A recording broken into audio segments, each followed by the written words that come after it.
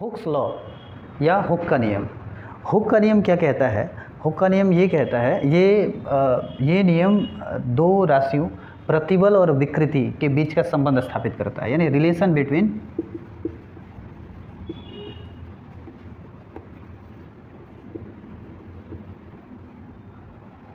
Strain and stress. मतलब hooks का जो नियम है वो प्रतिबल तथा विकृति। तो हुक्स का जो नियम है वो स्ट्रेस एंड स्ट्रेन के बीच का रिलेशन स्टेट करता है, रिलेशन को डिफाइन करता है, या यूं कह ले कि प्रतिबल तथा विकृति के बीच के संबंधों को स्थापित करता है हुक्स का नियम। अब हुक्स का नियम कहता क्या है वो जान लेते हैं। हुक्स का नियम ये कहता है कि कम विरूपण के लिए, विरूपण कम होना चाहिए, कम विरूपण के लिए प्रतिबल तथा विकृति एक दूसरे के अनुक्रमानुपाती होते हैं, यानी कम विरूपण क्रमानुपाती होते हैं।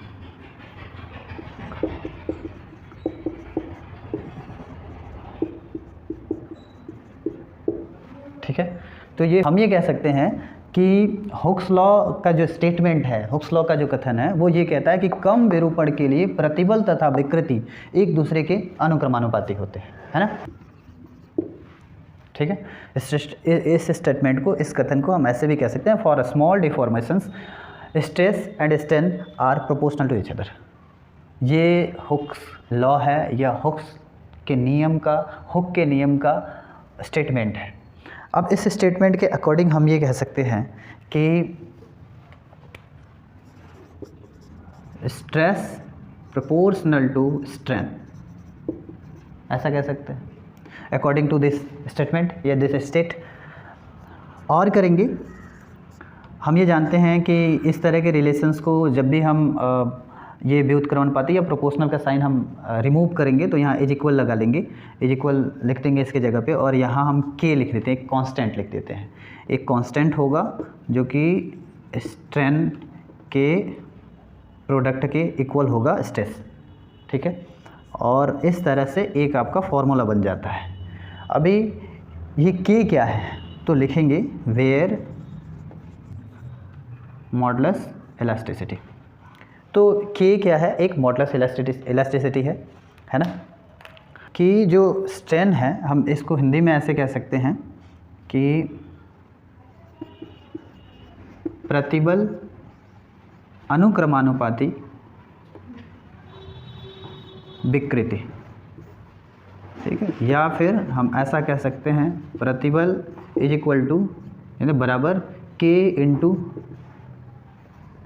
विकृति। ठीक है, और जहाँ के क्या है, जहाँ के हमने दिखाया हुआ है के एक प्रत्यास्थता गुणांक है, प्रत्यास्थता गुणांक। तो हमने ये जान लिया हुआ है अभी कि हुक्स लॉ क्या कहता है, और हुक्स लॉ से एक जो फार्मूला बनेगा या एक रिलेशन बनेगा स्ट्रेन और स्ट्रेस में। मैंने कि शुरू में आपको बताया कि स्ट्रेस और स्ट्रेन, स्ट्रेन और स्ट्रेस या स्ट्रेस और स्ट्रेन के बीच का रिलेशन, ये संबंध स्थापित करता है ये हुक्स लॉ, और वो संबंध हमने यहाँ स्थापित कर लिया हुआ है। उसमें एक कांस्टेंट मिला, ये कांस्टेंट किसी भी पदार्थ का प्रत्यास्थता गुणांक है। अब हुक्स लॉ व्यवहारिक रूप से बहुत सारे पदार्थों पर लागू होता है और कुछ ऐसे भी पदार्थ होते हैं जिन पर लागू नहीं होता है ना। लेकिन जिन पदार्थों के लिए लागू होता है, अगर उसके लिए आप स्ट्रेस और स्ट्रेन के बीच में अगर ग्राफ खींचेंगे तो वो ग्राफ बिल्कुल लीनियर होगा, सीधा होगा, स्ट्रेट लाइन प्राप्त होगा। ठीक है, जिससे पता चलता है कि ये नियम पूरी तरह से सत्य है ना। लेकिन कभी कभी ऐसा भी होता है कि कुछ ऐसे पदार्थ जो किसी एक सीमा तक जाकर के हुक्स लॉ को फॉलो करते हैं और उसके बाद से वो हुक्स लॉ को फॉलो नहीं करते हैं, और इसके लिए इस चीज़ का जो स्टडी है वो हम आगे चल के करेंगे। इसी चैप्टर में अगला टॉपिक जो होगा वो प्रत्यास्थता गुणांक होगा। प्रत्यास्थता गुणांक में करेंगे, यंग गुणांक में, सॉरी प्रत्यास्थता गुणांक नहीं, यंग गुणांक में। ठीक है, यंग मॉडुलस में इसके बारे में हम स्टडी करेंगे। तब तक के लिए हमने अभी जान लिया कि हुक्स लॉ क्या है, हुक्स लॉ का स्टेटमेंट क्या है। मुझे लगता है कि आप ये अच्छी तरह से समझ गए होंगे।